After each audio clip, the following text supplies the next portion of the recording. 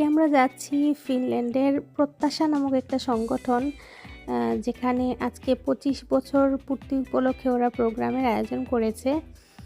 আর আজকে কিন্তু আবার 14 ফেব্রুয়ারি, তো সব দিক দিয়ে মিলিয়ে দিনটা আজকে দারুণ। আর এত সুন্দর রোদ উঠেছে। এখন বিকাল প্রায় 5টার মতো বাজে, আমরা যাচ্ছি। অলরেডি প্রোগ্রামটা শুরুও হয়ে গেছে। দেশের বাইরে এরকম একটা বাঙালি অনুষ্ঠান যখন আয়োজিত হয় তখন সবাই চেষ্টা করে যাওয়ার, কারণ সারা বছরই ঠান্ডা থাকে, বেশিরভাগ সময়ই ঠান্ডা থাকে, তো 1-2টা প্রোগ্রাম এরকম হলে দারুণ হয়। Happy Valentine's day.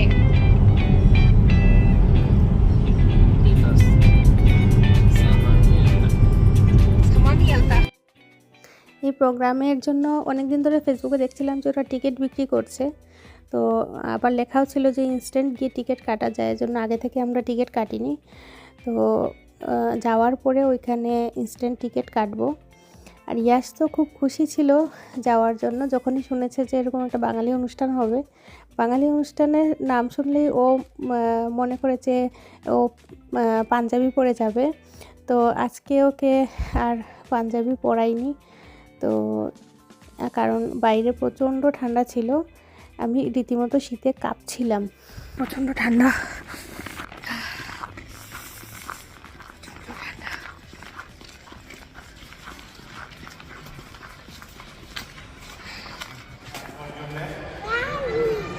ভালোবাসা দিবসের শুভেচ্ছা, বসন্তের শুভেচ্ছা, আর এক সপ্তাহ পর ভাষা দিবস, সেই শুভেচ্ছা আপনাদের জানিয়ে রাখছে আগাম।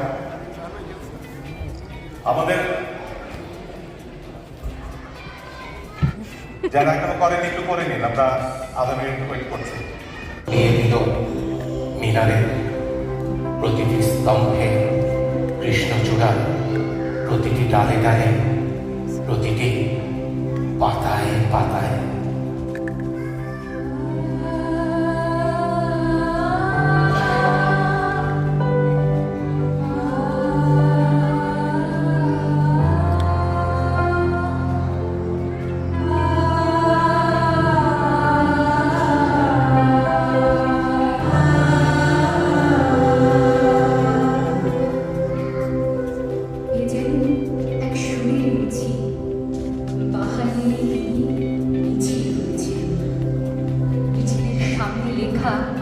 রাষ্ট্রভাষা বাংলা চাই।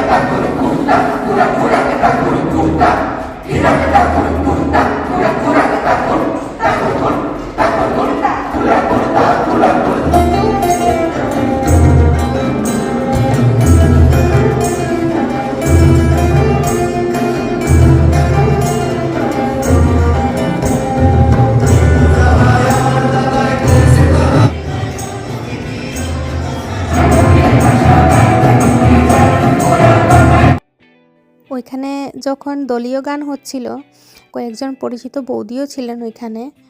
তো ইয়াস দেখে আমাকে বারবার বলছিল, মাম্মা তুমি কেন ওইখানে গিয়ে গান গাইছো না, সবাই ওইখানে গিয়ে গান গাইছে, তুমি কেন গান গাইছো না। তো ওকে আমি অনেকক্ষণ লেগেছিল ওকে বোঝাতে যে ওরা প্র্যাকটিস করে এসছে বা ওরা অনুষ্ঠানের জন্যই গান গাইছে, আমরা তো দেখতে এসছি অনুষ্ঠান।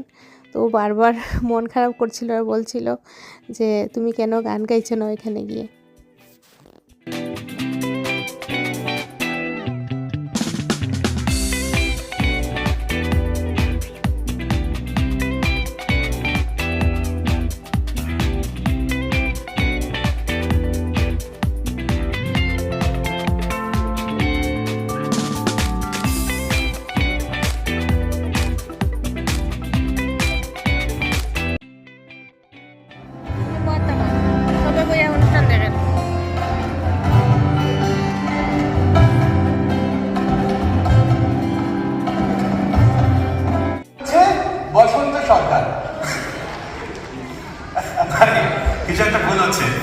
গানটা আপনার জন্য গাওয়া হয়নি, এটা বসন্ত সরকারের জন্য গাওয়া না গাবে।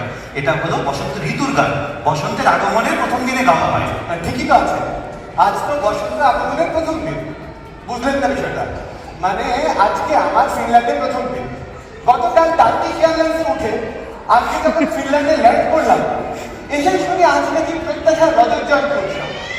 তো উৎসবের দরজা দিয়ে ঢোকা মাত্র আপনারা কে উঠলেন, বসন্ত এসে গেছে, বসন্ত এসে গেছে, বসন্ত এসে গেছে।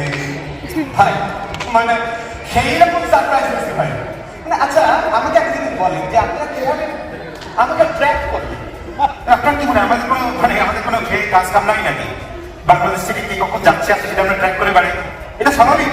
মানে আচ্ছা আপনারাই বলেন যে ফিনল্যান্ডে আপনারা এত বছর ধরে আছেন, কে কখন বাংলাদেশ থেকে আসলো গেল আপনারা ট্র্যাক করবেন না? ঠিক ঠিক না? হ্যাঁ ভাই, ঠিক ঠিক ঠিক, আপনার কথা বললাম, আপনার কথা ঠিক। কথার কথা এটাও ধরে নিলাম আমরা বসন্ত ঋতুর জন্য না, আমরা বসন্ত সরকারের জন্যই গানটা গেয়েছি। এটাও ধরে নিলাম যে আমরাই আপনাকে হাওয়ায় করেছে যে প্রাণ, আমার আপন হারা প্রাণ।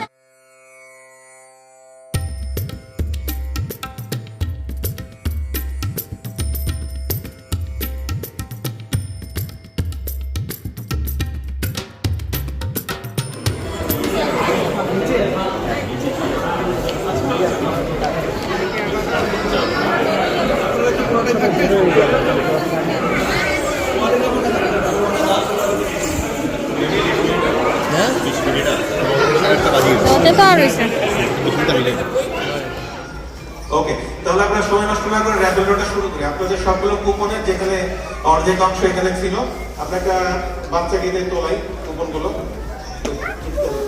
ঠিক, right? আচ্ছা, আমাদের প্রথমে যেটা আসবে সেটা হলো মানে কোন প্রশ্নের বই আচ্ছা আসুন, চলে আসুন।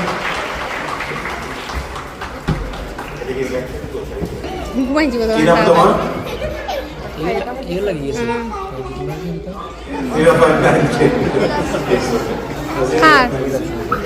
খাল লাগছে খাল। এটা তোমার জন্য এখানে অনেকগুলো বই আছে, তুমি যখন পড়তে শিখবে ভালো মতো বাংলা তখন পড়বে, ঠিক আছে? তোমার জন্য আরোই লাগছে, যাই হোক একজন তো লাগলো। তারপরে পরের নাম্বার তো আমি করবে এই আস দাদা Das Lucky man. Our return ticket 0269.